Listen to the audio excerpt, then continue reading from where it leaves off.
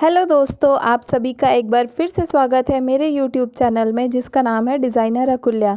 अगर आपने मेरा चैनल अभी तक सब्सक्राइब नहीं किया है तो प्लीज़ सब्सक्राइब कर लीजिए और बेल आइकन को हिट कर दीजिए, जिससे मेरे आने वाले वीडियोस आप तक सबसे पहले पहुंच सके। आज हम लोग जीएमटी यानी गारमेंट मैन्युफैक्चरिंग टेक्नोलॉजी की बहुत बेसिक सी चीज़ सीखने वाले हैं, हाथ से स्टिचिंग करना। हाथ से स्टिचिंग करना बहुत ही इजी मेथड है कपड़ों को जोड़ने का और उसमें डिज़ाइन बनाने का। तो आइए स्टार्ट करते हैं स्टिचिंग सीखना।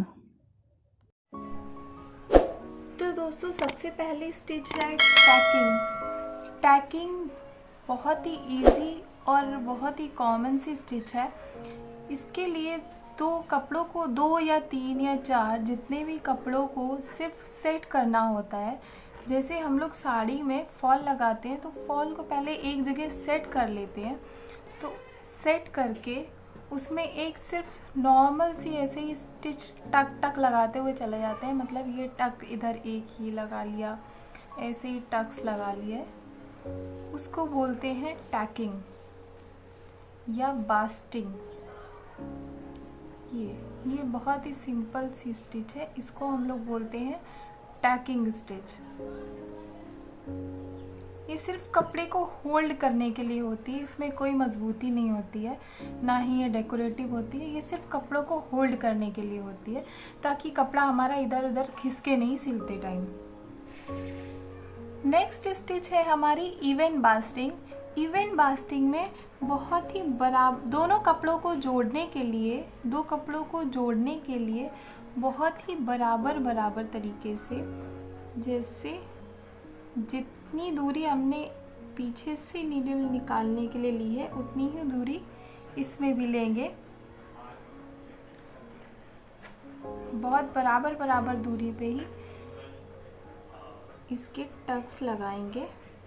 ये देखिए इस तरीके से, इसे बोलते हैं इवन बास्टिंग स्टिच।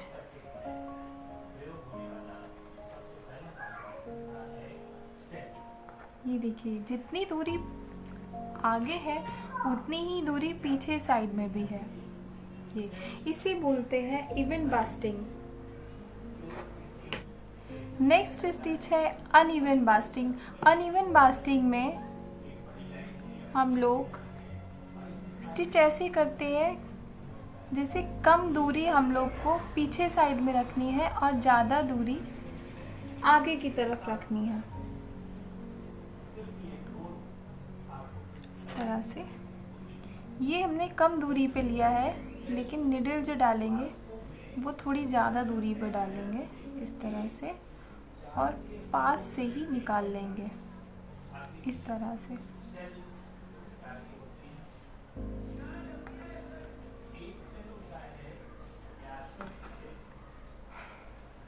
ये देखिए इसी तरीके से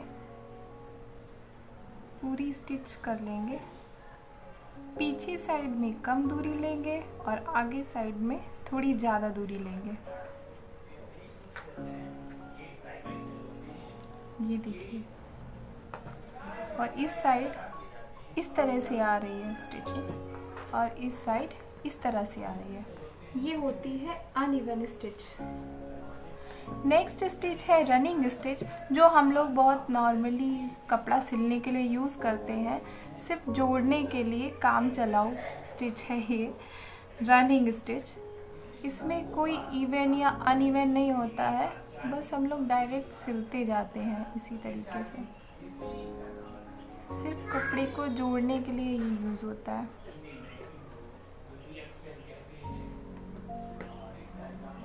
इसमें कोई भी गाइडलाइन नहीं होती है, सिर्फ इसमें कपड़ा जॉइंट हो जाता है।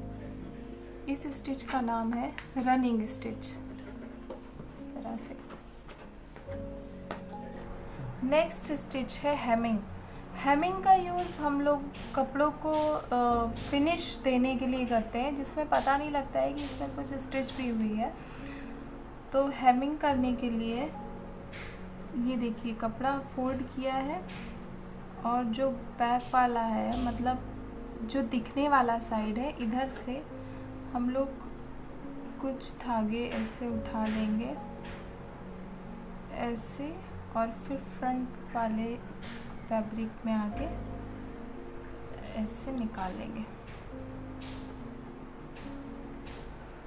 ये देखिए,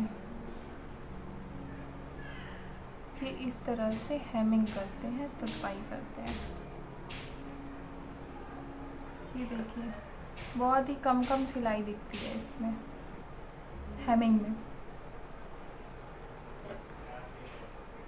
नेक्स्ट स्टिच है इनविजिबल हेमिंग। इनविजिबल हेमिंग में जो सिलाई होती है सीधी तरफ, वो बिल्कुल भी नहीं दिखती, वो बिल्कुल भी नहीं दिखती है। और उसको करने का तरीका है, ये जो हम लोग अभी पिछली वाली हेमिंग में कर रहे थे ना कि 2-3 धागे उठा ले रहे थे, इसमें सिर्फ एक धागा उठाना है। ये देखिए, बहुत ही ध्यान से सिर्फ एक धागा उठाना है और ऊपर वाले कपड़े के साथ में सुई को निकाल लेना है। फिर से सिर्फ एक धागा उठाना है और ऊपर वाले कपड़े के साथ ऐसे निकाल लेना है। ये चीज़ बार बार रिपीट करेंगे, बहुत ही ध्यान देना पड़ता है इस स्टिच पे।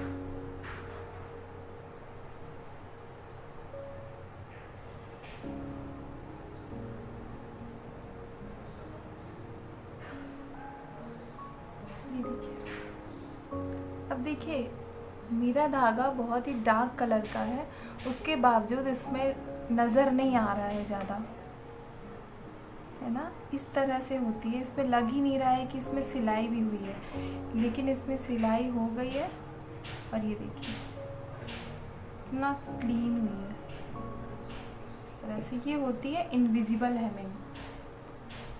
नेक्स्ट स्टिच है बैक स्टिच। ये जो स्टिच है बहुत ही मजबूत स्टिच होती है। इसको हम लोग जैसे हमारे पास मशीन अवेलेबल नहीं है तो हम लोग कैसे सिलेंगे किसी भी कपड़े को जो कि मजबूती के साथ सिले, तो उसमें इसका यूज़ करते हैं। ये देखिए, बाकी नॉर्मल जो स्टिच होती है उसका स्टिचिंग यहाँ से शुरू होती है, लेकिन बैक स्टिच की स्टिच इधर साइड से शुरू होगी और ये उल्टे साइड को जाती है, इसलिए इसका नाम है बैक स्टिच। ये देखिए, ये इधर से हमने धागा निकाला है और ये जो है ना, ये रॉन्ग साइड है, मतलब ये जिधर फ्रंट की तरफ रहेगा कपड़ा वो ये है, फ्रंट की तरफ रहेगा, और हम लोग उल्टे की तरफ से करते हैं इसको सिलाई को।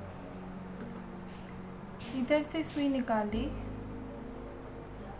और कुछ दूरी पर जाके सुई डाली और जहाँ से हम लोगों ने पहली वाली सिलाई लगाई थी वहीं से सुई को वापस निकाल लेंगे। ये देखिए, फिर जितनी दूरी ये है ना, जितनी दूरी पहले वाली थी उतनी ही दूरी पर हम लोग फिर से ये सुई को इधर डालेंगे और पहले वाली स्टिच के एंड पे ही सुई को निकाल लेंगे इस तरह से। ये देखिए, फिर से यही काम करेंगे, फिर से उतनी ही दूरी पर जितने में स्टिच हम लोग लगा रहे हैं उधर सुई डालेंगे और पहले वाले स्टिच के एंड में से इसको निकाल लेंगे। यही चीज़ रिपीट होती जाएगी बार बार। ये देखिए, ये देखिए, ये इस तरह से आती है, सीधी तरफ है, जिधर की तरफ हमारा कपड़ा रहेगा दिखेगी ये स्टिच, और ये अंदर की तरफ रहेगा। इस कपड़े में बहुत मजबूती आती, ये इस तरह से सिलाई करेंगे तो कपड़े में मजबूती रहेगी, ये सिलाई कभी खुलेगी नहीं। ये देखिए, इधर से अगर हम लोग ये नॉट की तरफ से खींचते भी है ना तो ये खींचेगा नहीं, क्योंकि इसमें बहुत मजबूत सी सिलाई लगा दी गई है। ये देखिए, ठीक है, ये स्टिच हो गई बैक स्टिच। नेक्स्ट स्टिच है हाफ बैक स्टिच। जो हम लोगों ने बैक स्टिच सीखी थी ये उसी का वेरिएशन है और ये डेकोरेटिव स्टिच के रूप में भी यूज़ होता है कि आपको किसी भी चीज़ में सजाना है, किसी भी कपड़े के ऊपर, तो ये वाली स्टिच आप सजा सकते हैं। जैसे पहले वाली स्टिच करी थी ना उसी का वेरिएशन है, बस इसमें फ़र्क इतना है कि जैसे ये हमारी ये हमने यहाँ से सुई निकाली है और जहाँ से सुई डालेंगे इसका हाफ पोर्शन, जैसे हमने यहाँ पे सुई डाली है, ये सुई डाली है, इसी का हाफ पोर्शन यहाँ से हम लोग सुई निकाल लेंगे इस तरह से। फिर हम लोग यहाँ से सुई डाल रहे हैं, इसी के हाफ पोर्शन से ही हम लोग सुई को निकाल लेंगे इस तरह से।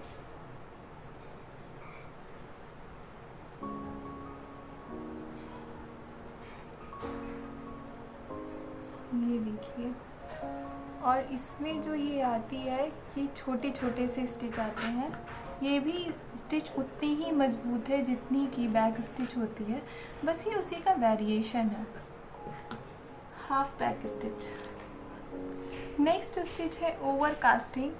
ओवर कास्टिंग स्टिच का यूज़ ये है कि जैसे देखिए ये धागे जो हैं ये निकल रहे हैं ना किनारों से। जब हम लोग कपड़े सिलते हैं कोई भी, तो ये धागे हमारे निकल रहे हैं, ये ना निकले, यहाँ से लास्ट में सिलाई ना खुले, तो हम लोग उसको किस तरह से सिक्योर करेंगे अपने फैब्रिक को, उसके यूज़ में ये आती है। ये है ओवर कास्टिंग। ये सुई डाली और ये बैक साइड से थोड़ी सी दूरी पे, देखिए थोड़ी सी दूरी पे बैक साइड से सुई को वापस ले आएंगे इस तरह से। फिर दोबारा यही चीज़ करेंगे, बैक साइड से अपनी सुई को थोड़ी दूरी से वापस ले आएंगे। इस तरह से इसके फैब्रिक के जो धागे हैं वो बाहर नहीं आएंगे। आप इसे छोटा छोटा भी कर सकते हैं, जब छोटा छोटा करेंगे तो और ज़्यादा मजबूती आ जाएगी।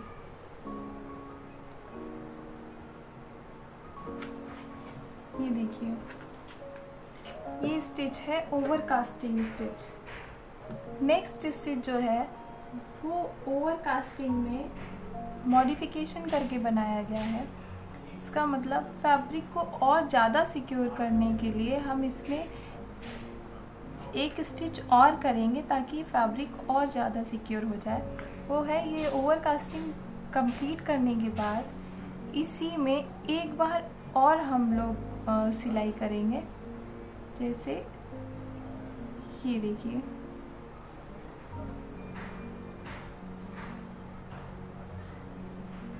यहाँ से हम लोग लेके आ गए इस स्टिच को, ये तो ये स्टिच जो है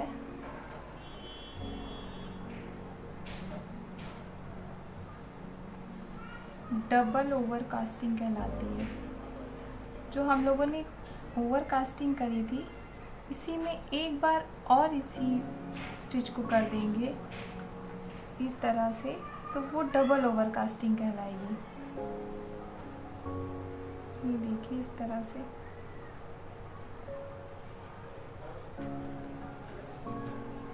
ये है सिर्फ ओवर कास्टिंग और ये है डबल ओवर कास्टिंग। इसमें दो बार, जैसे पहले इसमें किया था हम लोगों ने, सेम वही प्रोसेस करेंगे डबल ओवर कास्टिंग के लिए उसी के ऊपर से।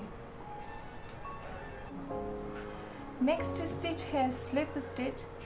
ये स्टिच रनिंग स्टिच के जैसी ही है, लेकिन इसमें जो टक्स होते हैं वो बहुत छोटे छोटे से आते हैं, बहुत ही छोटे छोटे से, मतलब जो जल्दी दिखते नहीं हैं।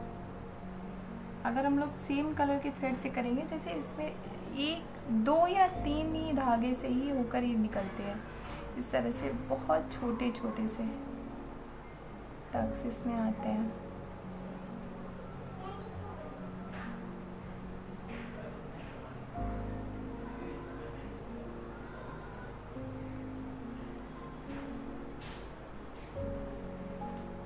ये देखिए, क्योंकि इसमें बहुत छोटे छोटे से स्टिचेस आती है, इसीलिए ये थोड़ा सा मजबूत भी हो जाता है। ये देखिए इस तरह से।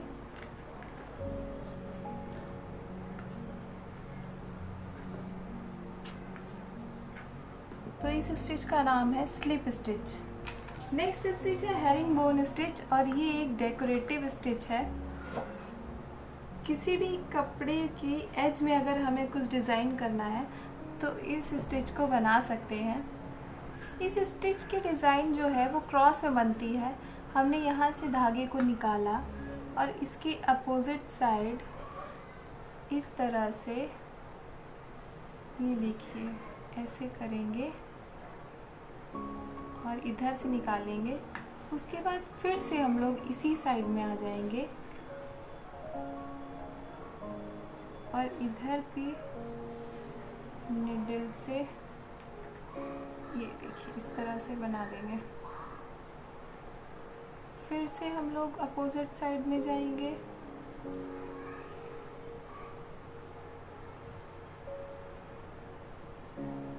और इधर से धागा निकालेंगे। ये स्टिच हम लोग 2 से ज़्यादा धागों के साथ भी कर सकते हैं, 3 या 4 धागों से भी कर सकते हैं। वो लुक के ऊपर डिसाइड करता है कि हम कैसा लुक देना चाह रहे हैं कपड़े में।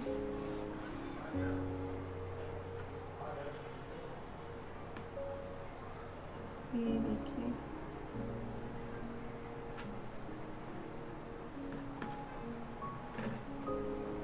तो इस तरह से बनती है हेरिंग बोन स्टिच। और इस स्टिच का एक और नाम भी है कैच स्टिच। ये इस तरह से बनती है। तो आई होप मैंने जितनी भी स्टिचेस आपको बताई है वो समझ में आई होगी। अगर कोई भी डाउट हो तो आप कमेंट के थ्रू पूछ सकते हैं। वीडियो देखने के लिए थैंक यू सो मच।